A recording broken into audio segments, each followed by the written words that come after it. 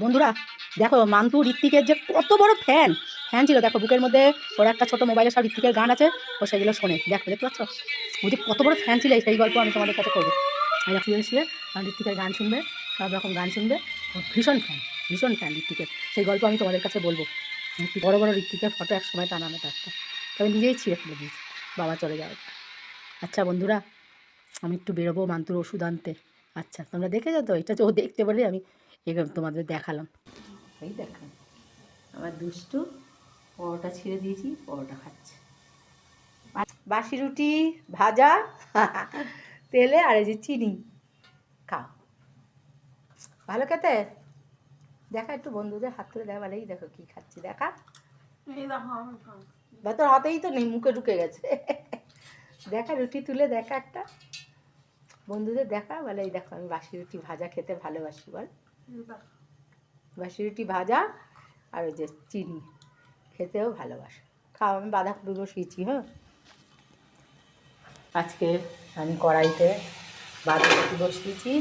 এই যে বাঁধাকপি করব, বাঁধাকপি আর ভাত।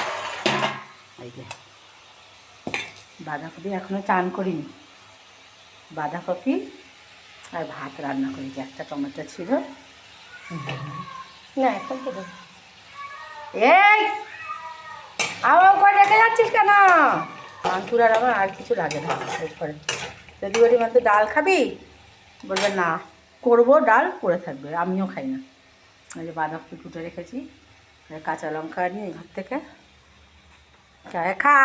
তা আমানতালি খাচ্ছিস? মানতালি, আমি কিন্তু কামড়ে দেবো নাকটা গিয়ে, কামড়ে দেবো একটু। তুই আমার সঙ্গে কথা বলছিস না, যেই আমি সরে যাবো ম্যা ম্যা ম্যা করে ডাকতে হবে, ম্যা ম্যা, তখন আমি সাড়া দেবো না। মান্তু এখন খাওয়াতে মগ্ন। না, মান্তু রেগে গেছে এখন।